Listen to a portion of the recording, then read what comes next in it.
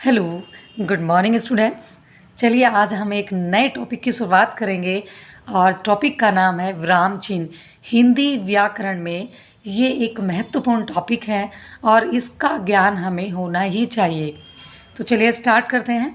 विराम चिन्ह जैसा कि स्क्रीन पर आज मैंने पहले ही लिख दिया है और इसे हम जानेंगे, इसकी परिभाषा के बारे में जानेंगे, फिर एक एक करके हम जो है इसके सारे विराम चिन्हों को जो है उदाहरण के साथ पूरा पढ़ेंगे और समझेंगे। तो चलिए स्टार्ट करते हैं स्टूडेंट्स। देखते हैं कि विराम चिन्ह है क्या। मैंने लिखा हुआ है कि विराम शब्द का अर्थ होता है रुकना। इसे हम ठहरना भी कह सकते हैं, ठीक है। तो विराम शब्द का अर्थ हुआ रुकना। जब हम अपने भावों को भाषा के द्वारा व्यक्त करते हैं या फिर प्रकट करते हैं, तब एक भाव की अभिव्यक्ति के बाद कुछ देर रुकते हैं। यह रुकना ही विराम चिन्ह कहलाता है।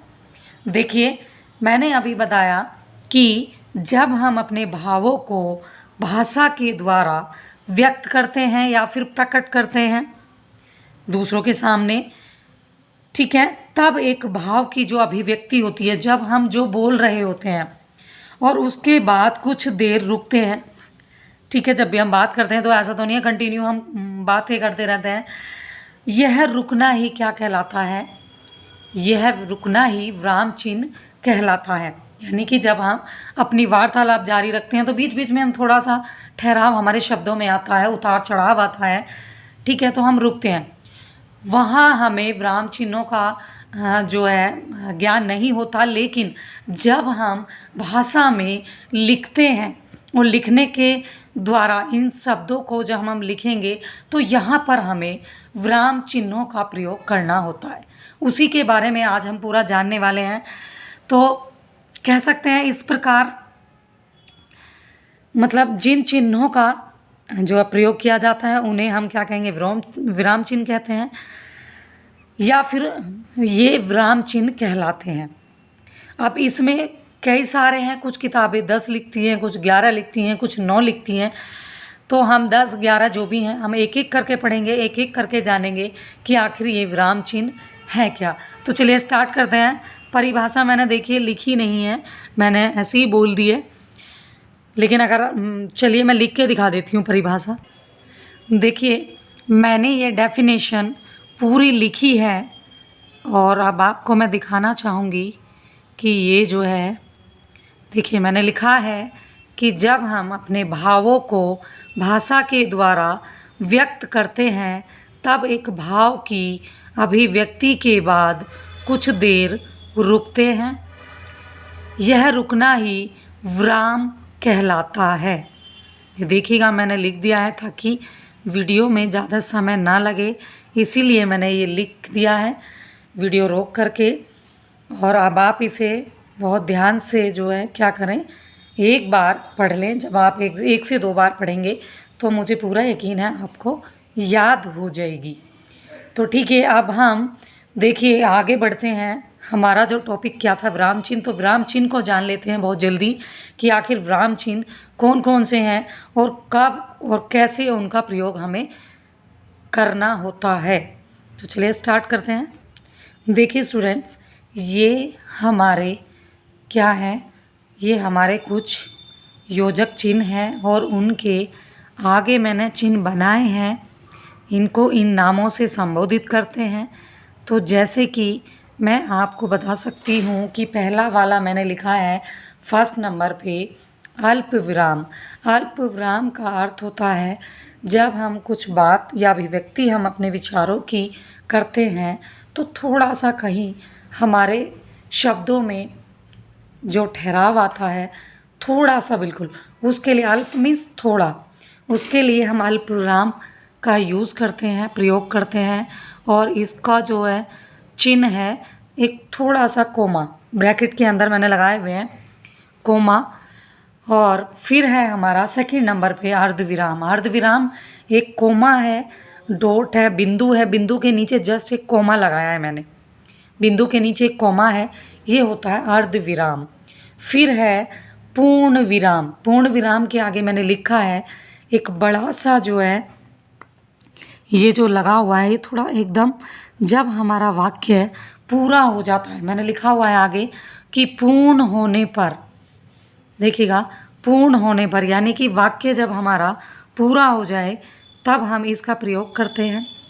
फिर है हमारा 4th नंबर पे विस्मयादि बोधक चिन्ह, यानी कि विस्मयादि बोधक का अर्थ है कि जब हम अपने शब्दों में कैसे करते हैं, जैसे उत्साह हुआ या शोक हुआ या फिर कोई मतलब हंसी हुई, हंसी के साथ इन शब्दों में जब हम इनका प्रयोग करते हैं तो इन विस्मयादि बोधक चिन्ह का प्रयोग करते हैं।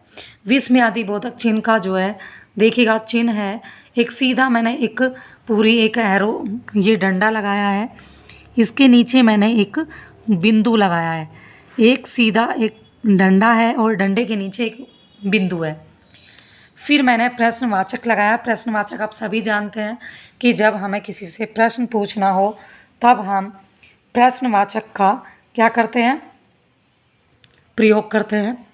कोष्ठक चिन्ह, कोष्ठक का अर्थ होता है जब हम किसी शब्द का अर्थ बता रहे होते हैं। जैसे अगर मैं लिखूं, कोई मैंने एक ऐसा शब्द लिखा, जैसे मान लो मैंने लिखा सूर्य, अब सूर्य को ब्रैकेट में अगर मैं लिखना चाहूँ सूरज, तो ये उसका अर्थ हो जाएगा। तो यहाँ मैंने अर्थ बताने के लिए पहले लिख दिया है नीचे। फिर है हमारा निर्देशक चिन्ह, इसमें हम निर्देश देते हैं। फिर है हमारा उद्धरण चिन्ह। उद्धरण चिन्ह का मतलब होता है जब हम किसी के विचारों को एज इट इज़ वैसा ही लिख देते हैं, तो इससे पहले एक कोमा का हम प्रयोग करते हैं, यानी कि अगर मैं कहूँ तो एक इसे लगाने से पहले हम अल्प विराम का प्रयोग करते हैं। अल्प विराम के बाद हम एज इट इज़ वैसे ही उन बातों को लिख देते हैं। जैसे मैं कहूँ कि सुभाष चंद्र बोस का नारा है कि तुम मुझे खून दो मैं तुम्हें आज़ादी दूंगा, तो ये उनकी एज इट इज़ वो लाइनिंग है जो उन्होंने कही है। ऐसे ही कुछ महात्मा गांधी की भी हो सकती हैं। बहुत सारे हमारे जो देश के क्या हैं बोल सकते हैं हम, बहुत सारे स्वतंत्रता सेनानी हैं जिनके हम नाम ऐसे बता सकते हैं, बहुत सारे हैं। उनके विचारों को जब हम लिखते हैं एज इट इज़, तो वैसा का वैसा ही तब इसका हम प्रयोग करते हैं। फिर है हमारा आदेश चिन्ह। आदेश चिन्ह का मतलब होता है कि किसी विषय को क्रम से लिखना हो, तो विषय को क्रम से लिखते वक्त या विषय जो लिखना हो तो, या फिर जो विषय को क्रम से जो व्यक्त करने से पूर्व इसका जो प्रयोग किया जाता है।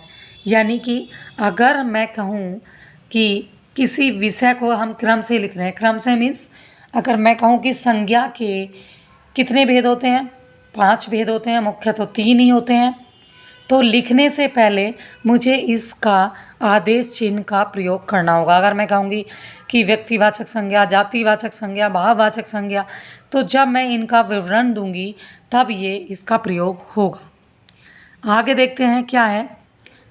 देखिए डियर स्टूडेंट्स कि ये जो हमारा लास्ट में है 2, ये 10 नंबर पे है योजक चिन्ह और 11 पे है लाघव चिन्ह। अब इन्हें जान लेते हैं। इनका जो है मैंने ब्रैकेट में एक सीधी रेखा बनाई है, इसे कहते हैं योजक चिन्ह।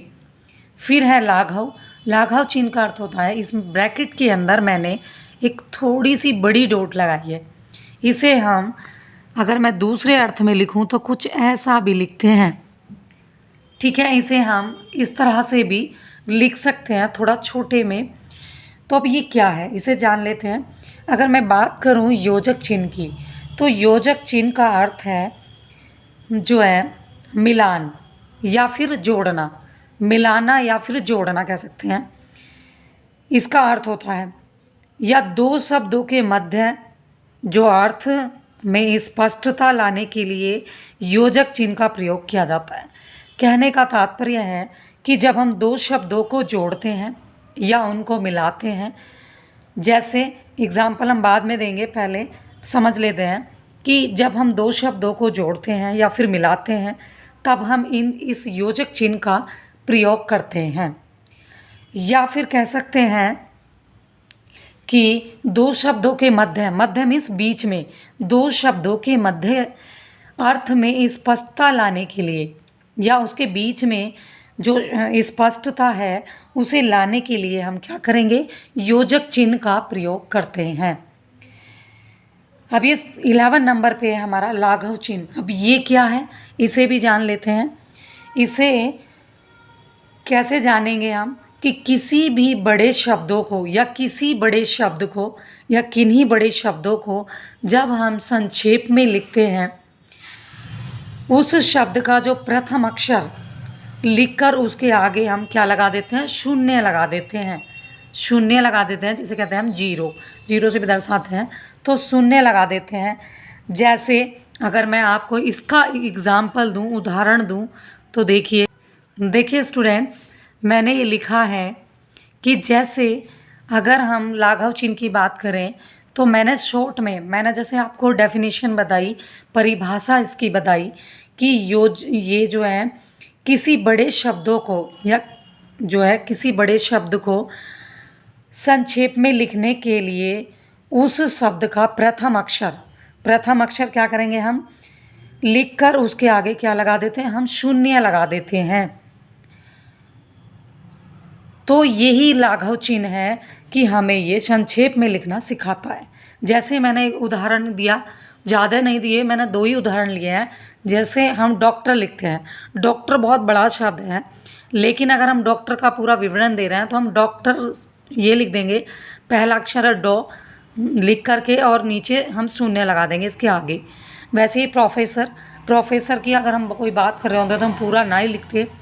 तो प्रोफेसर जैसे किसी का नाम आ गया, डॉक्टर अभय है, डॉक्टर मनोज शर्मा है, या फिर प्रोफेसर डॉक्टर बहुत सारी प्रोफेसर हैं मेरे जानने वाले हैं, डॉक्टर माला हैं और बहुत सारी प्रोफेसर हैं जो है इन शब्दों का हम जो प्रयोग करते हैं, यानी कि शॉर्ट में जब हम या फिर संक्षेप में हम करेंगे तो इस तरह से ही इसका प्रयोग करेंगे।